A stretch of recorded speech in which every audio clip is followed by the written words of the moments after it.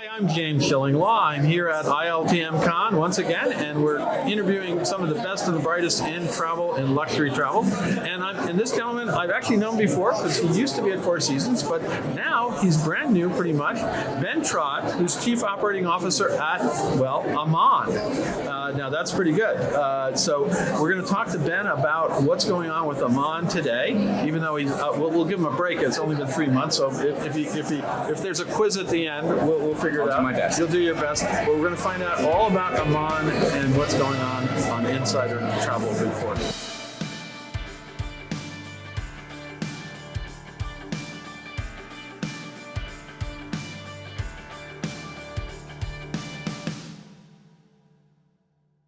Again, great to see you here. How's the show going for you, first of all? The show's been fantastic. The energy here is always just, it's just so impressive. And it's bigger than ever. Bigger and better. People from more and more parts of the world, which I think is very exciting to hear from. And just hearing all the great stories. Business coming back around the world, the traveling stories they're really energizing for all of us. Now tell me, you had this opportunity with Aman. What was it? I mean, we know Aman, but what was it that really attracted you to do this? It's a brand that's just at a really exciting time. Obviously, it's a brand that's expanding. That's very well known. We have a second brand that we're launching as well right now, live almost as we're sitting here. So that's exciting. A brand that's got some great investment. We're going to talk about that as well. Yeah. But let's talk about Aman today. How many properties around the world do you have? We currently have 35 hotels. Okay. And another 20 or so under development. So lots and lots going on. And you have urban Amans now, which is the biggest thing. And I remember once you had a few years ago, you had Aman Venice, and I'm like, oh, that's a city hotel. That's not what I'm used to. And then, of course, we had in the past year the famous Aman New York, which I'm lucky enough to have seen. I didn't stay there, but I did a grand tour and did an interview with I think it was your chief commercial officer. So it was amazing, Anna. Yes, Anna Nash. Anna Nash. Sorry, I got to remember these braid freeze here. So let's talk about. So you have that in the. What are some of the highlights? The new properties coming online in 2024. Well, the brand's expanding, as I said, so expanding pretty much all over the world. You mentioned our urban properties, so that's obviously a direction we've moved in recently. In New York, as you mentioned, high profile. Well, we opened Tokyo, 10 years ago. So that was the first of that. Yes, that was the first urban hotel, but I think it really kind of set the DNA in place of how this wonderful Aman brand, this really, really special place, can actually be operated in an urban environment. And having just come back from there, I can certainly attest to that. It really does feel like a true Aman in the city. And that will be the direction that we move in going forward from here for sure. Our next Aman property that opens will be in Bangkok, in Nai Lert, opening in the middle of next year. Another city property, yes. And of course, as I just said, on March the 13th, this week we announced an open bookings for the opening of our first Janu property, and that's happening. Now this is the new brand. This is the new brand. What is the difference between Aman and Janu? There are many differences. I think in scale, there's certainly a difference between the typical Janu hotel will be a little bit larger, but I think it's more in the feel and the customer experience that's really the biggest differentiator. You'll find in the Aman hotel it's known very much for seclusion and that beautiful sense of serenity and peacefulness. And when you look at a Janu property, you'll see much more of a sense of community. It'll be louder, livelier, more gathering spots. The Janu, for example, in Tokyo. For the party people, right? Yeah, a little bit. Or the same person who wants to party during the week can perhaps go to an Aman hotel at the weekend. But I assume they'll have all the wellness and spa stuff. Absolutely. But Janu will have a really big focus on extensive facilities. So we'll have 8 food and beverage outlets, for example, in Janu in Tokyo, all open to the public. So you can build and you can sort of build your experience, whereas typically in an Aman hotel, it's exclusive for people staying in the property. So there's a big difference just in that sense. But we also see a different sense of purpose. So if you're going to a city and you're looking to connect, and you're looking for a lively experience, you might be the same person who, as I said, at the weekend wants something a bit more peaceful, and possibly check into an Aman hotel at that time. So are you targeting cities for the new brand? So we have projects under development in various different places, both cities and resorts. Okay. So we have a pipeline of about 12 different properties in places as diverse as other parts of Thailand, and also Dubai, Maldives, as well as Tokyo. And you actually have some wonderful properties in sort of the base Amans, where a lot of them are some in the U.S., right? There's a whole bunch. I mean, how many do you have in the U.S. now? We have 5 properties, so we have a growing portfolio of properties there. So we have New York, as you mentioned already, Amangiri in the desert, which is just obviously a stunning property there. Well, that's how I knew Aman from, was out in the desert and places like that. When they said Aman New York and Aman Tokyo and then Aman Venice, it was like, oh wow, you're going in those places too. Yeah, and it's amazing. Giri obviously is one of the places to put the brand on the map in the US for the US-based traveler. But we're also developing some exciting things as well. So as well as Turks and Caicos, where we have a property already, another in the Dominican Republic, we're also developing amazing projects in Beverly Hills and Miami. So Wow. we're going to have properties in those key feeder cities out of the US as well very, very soon. Well, I'm sure. Now, for you, what does the Aman brand mean? I mean, what is the ethos of that brand, and is it still what it was when it started?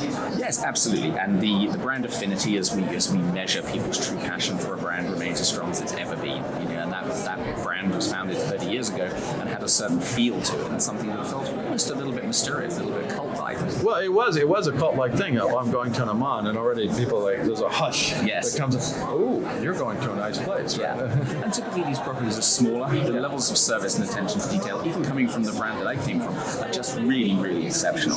We typically No, and your previous brand was a wonderful brand, no question about it. Fantastic brand, And now with Aman, there's always that little extra level. It is more boutique, more private, more exclusive. I mean, I just came back from our hotel in Kyoto. And typically you have 5 or 6 staff for every guest room, and you really feel that level of really attentive, intuitive service, where the staff are really wanting to get to know you and make your experience really, really special. So I think that's part of it. I think the Aman experience also is these amazing locations. So many of them are attached to UNESCO sites, landmark locations that perhaps the brand really helped put that location on the map in the first place. If you think about somewhere like Bhutan, for example. Oh, of course, you have all it. That's where, you 5 or 6 there, right? Yeah, our selection of lodges there really put that country, to a certain extent, on the map for the adventure traveler many years ago. So, we've still got that DNA that's still really, really important to us. Ultimately, it's about creating that sense of connection with the guest, albeit in some cases, the most beautiful, exotic setting, and in some cases in a really bustling city, like as you mentioned at the beginning, New York. Absolutely. Well, I remember years ago I was touring Beijing, Right. and I did the Aman Beijing, which is in the Summer Palace. Yes.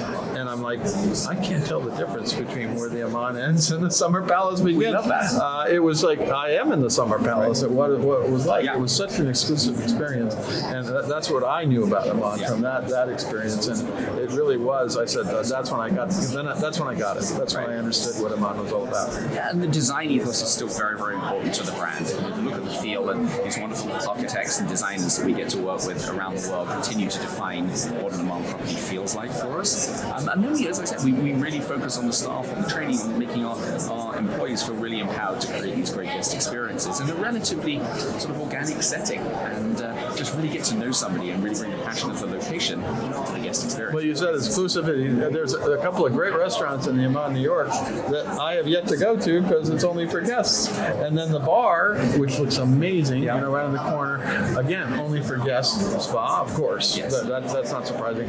You can go to the jazz club. You can go to the jazz club, which and is cool. we'd love to welcome you to the jazz club, of course. And of course, we also have a fantastic club at Aman, New York, you can become a member of, and then access all the different restaurants and bar facilities as well. So Sounds good to me. But love to see that as well. but I'm too busy going to all the other Amans around the world. So this is what. Me too. Yes, That's your job. It's a great discovery process as I get to explore these wonderful places. And as you said, I'm relatively new to the company, and I've had this great opportunity to be welcomed into another family and just meet some fantastic people who really truly have this sort of pioneering experience. They really want to share with you these wonderful destinations that they operate great properties in.